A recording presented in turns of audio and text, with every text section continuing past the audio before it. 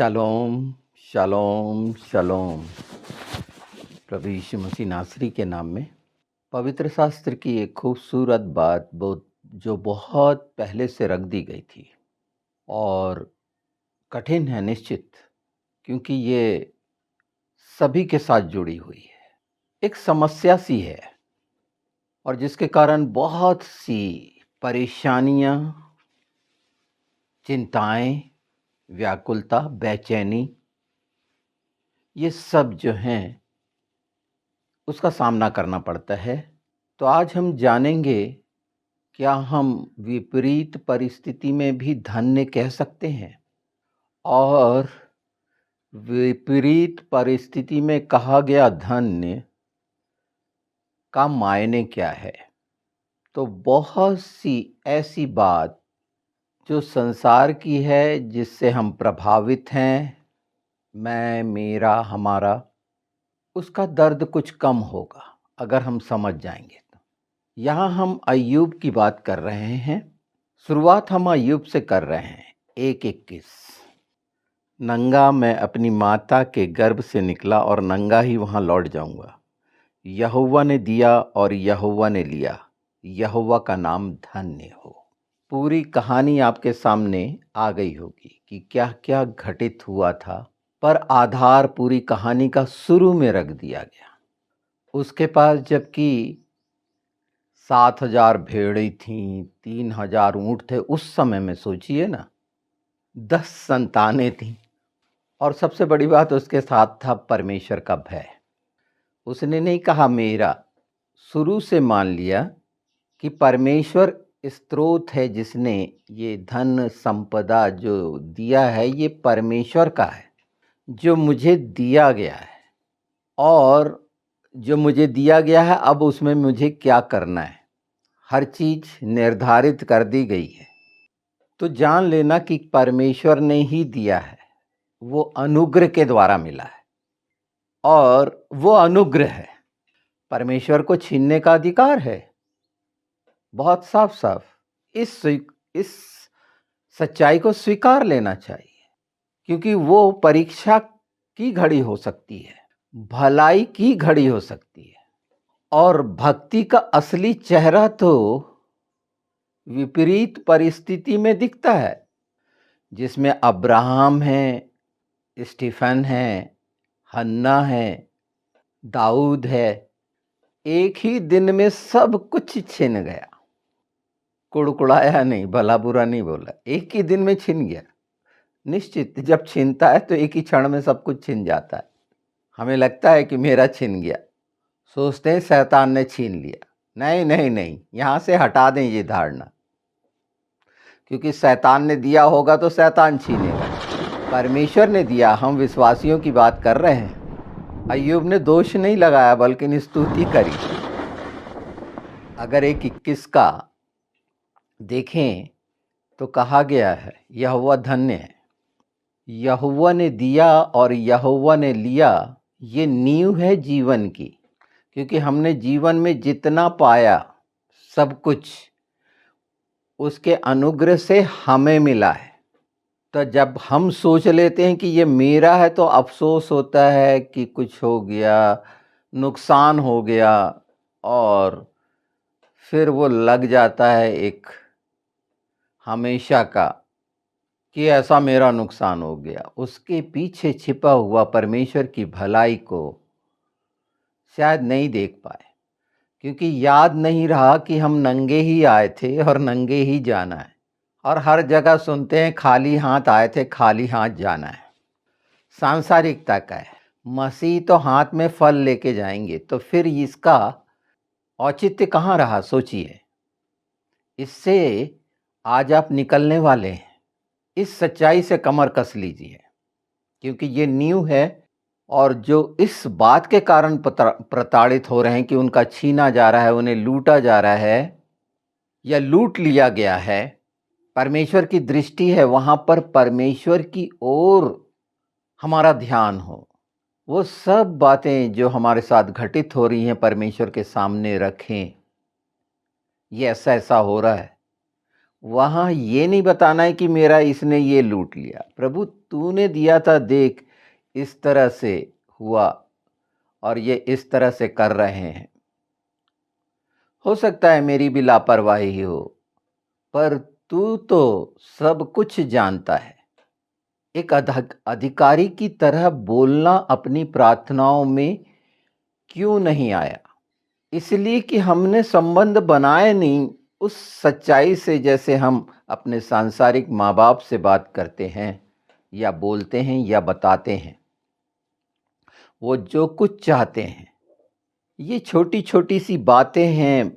यीशु के नाम में पवित्र आत्मा की मदद मांगेंगे तो बहुत सारी कठिनाइयाँ जो इस कारण से पैदा हुई हैं जीवन में, उससे दूर हटकर भलाई को जानकर धन्य कहना आ जाएगा, उसकी स्तुति महिमा करना आ जाएगा, किसी भी स्थिति में खुश रहना आ जाएगा।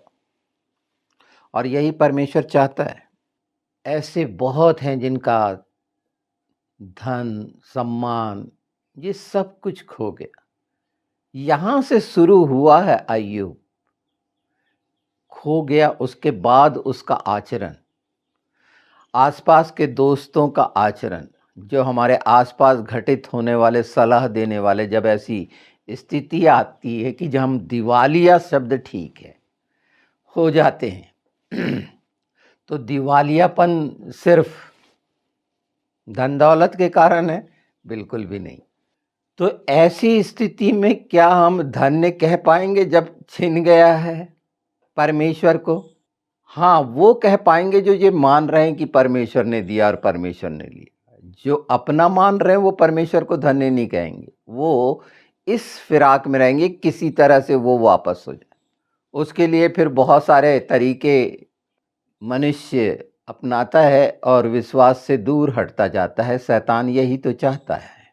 तो शैतान जो अय्यूब की परीक्षा लेने के लिए अनुमति लिया था पिता से, उसने सब कुछ खो दिया था। यहाँ तक कि एक कैसा रोगी हो गया था, फफोले पड़ गए थे, राख में बैठने की स्थिति आ गई थी, बिल्कुल फटीचर बोल सकते हैं। और उसके बाद भी वो कैसा कर रहा था, वो देखो ना, खपरेल के टुकड़ों से, मतलब वहीं के चीज़ों से। आज तो ऐसा सोचेंगे इन्फेक्शन लग जाएगा, नहीं, बड़ा साफ स्पिरिट से साफ करके साफ करना चाहिए। खतना होता था तो कोई ऐसा कार्य होता था कि एंटीसेप्टिक, एंटीबायोटिक लेना पड़ता था? ऐसा कुछ भी नहीं था।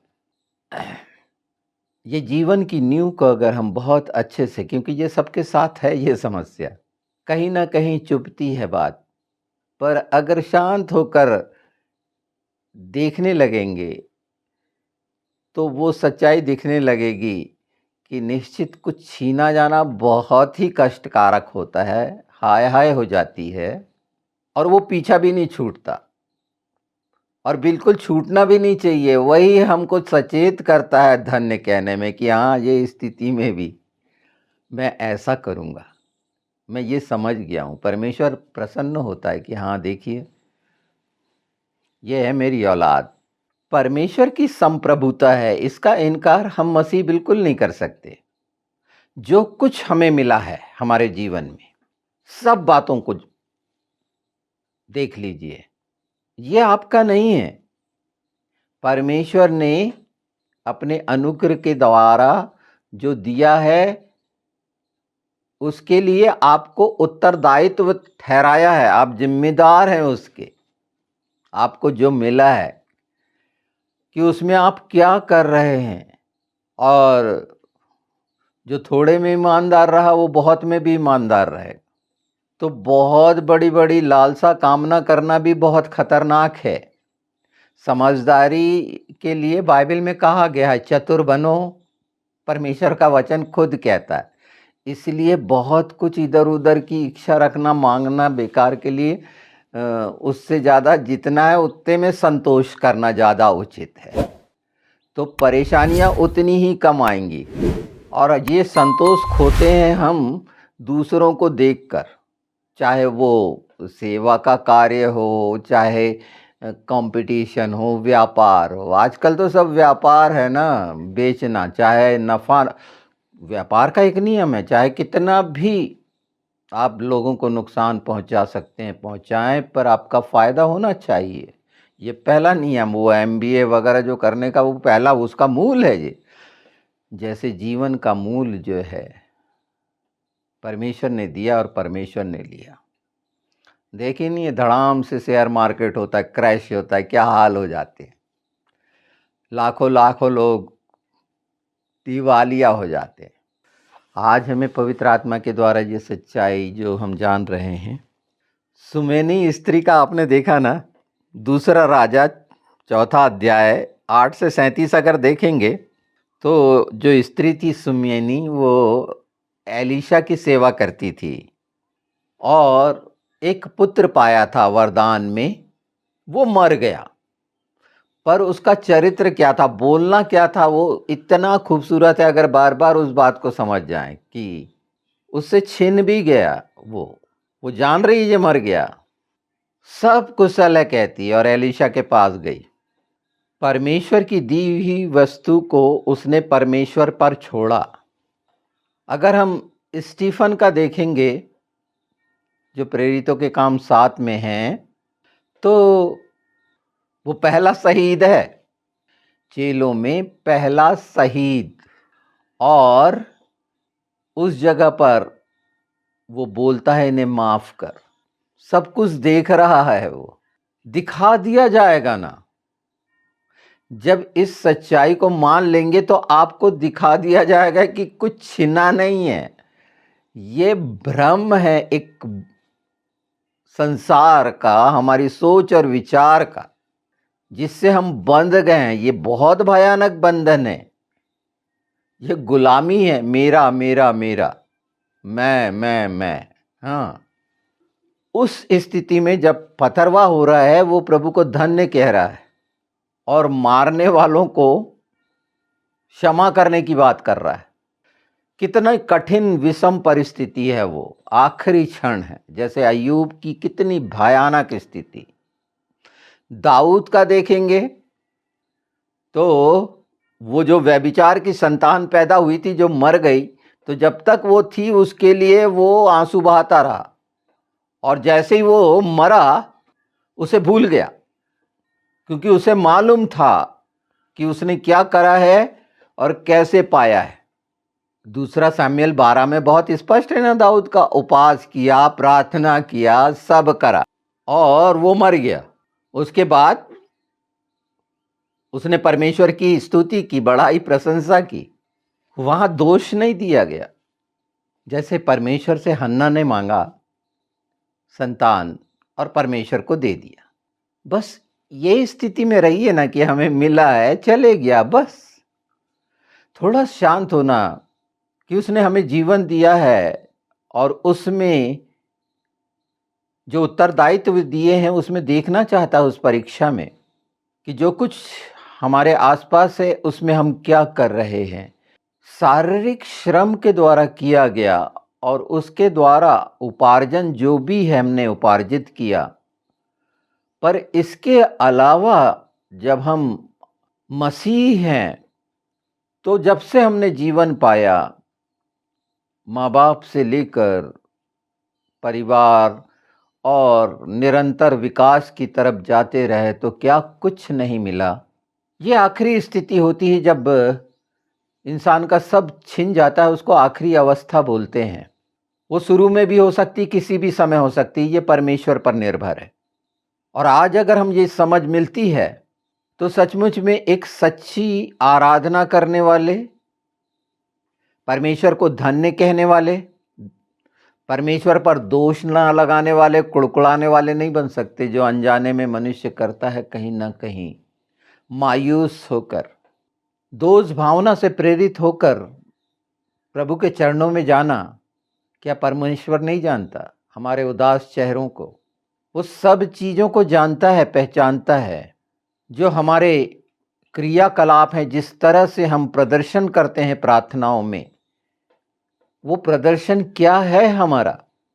आनंदित होकर हो रहा है, उसको धन्य कह रहे हैं, उसकी स्तुति जाते क्यों हैं हम प्रार्थना में? निवेदन विनती करने ही जाते हैं या उसकी आराधना, उसकी बड़ाई, महिमा, प्रशंसा करने जाते हैं? और उसके लिए हम गीत गाते हैं ना, भजन गाते हैं, तो क्या है वो? क्या सच्ची स्वीकृति के द्वारा हमारे गले से, हमारे होठों से उसकी प्रशंसा निकल रही है? तो कब निकलेगी? अगर ये छीना वाला भाव कि छीन लिया, ये शब्द परमेश्वर के लिए उचित है? वो छीनेगा जिसने दिया है। तो फिर वो गीत गाना नहीं होता, उसकी स्तुति महिमा करना नहीं होता, कोलाहल करना, शोर मचाना है वो। अब्राहम हमारे सामने कितना खूबसूरत उदाहरण है इसहाक का। परमेश्वर ने उसे दिया और मांग लिया, और वो अब्राहम उसे बलिदान करने के लिए चल पड़ा, और वहाँ पर उपाय हुआ। हमने देखी, उसकी बहुत सारी बातें हमारे सामने आती हैं। विश्वास योग्य रहा, दोष नहीं लगाया, अपने हाथ से बलिदान करना। तो उसका मूल कैसे आया है यहाँ पर? तो परमेश्वर ने अपना इकलौता पुत्र दे दिया। देने वाला छीनता है क्या? हमेशा के लिए दे दिया। छीनना जैसा शब्द बिल्कुल भी ठीक नहीं है। परमेश्वर इतना महान है, हमारे जो उत्तरदायित्व हैं, जो हमने स्वतंत्र होकर मांगे हैं, उसमें निपुण बनाने के लिए, योग्य करने के लिए परमेश्वर की योजनाएं भलाई की हैं। और ये अंतिम समय में चाहते हैं पवित्र आत्मा की इन सच्चाइयों को जाने और ऐसे बंधनों से छूटें जो मन के द्वारा पीड़ित करते हैं, व्याकुल करते हैं और नाना प्रकार की व्याधियों का शिकार बनाते हैं, कड़वाहट डाल देते हैं, दूरी पैदा कर देते हैं। इसीलिए ये रखा गया है। हम सब जो मसीह हैं, बिल्कुल मलमल के वस्त्र पहन के जाएंगे, नंगे नहीं जाएंगे, याद रखिए। नंगा शब्द हट जाएगा। अभी ज़रूरत है इन सच्चाइयों को बहुत गहरी से अपने जीवन में अपना कर मांग लें अपनी प्रार्थनाओं में। तो ऐसा ही नहीं कि आशीषों में ही स्तुति करी जाए, बड़ाई, महिमा, प्रशंसा। विपरीत परिस्थिति में खड़े होकर ये करिए ना, और देखिए खूबसूरत परिणाम, स्वर्गीय परिणाम, आत्मिक जगत के परिणाम साफ साफ देखने पाएंगे। हम स्वतंत्र किए गए हैं। अगर हम छुटकारा पाना चाहते हैं तो यीशु का नाम है, पवित्र आत्मा की मदद है, वचन की सच्चाई है, और परमेश्वर कैसा है उसका प्रगटीकरण है, और आप निश्चित छुटकारा पाएंगे यीशु के नाम में।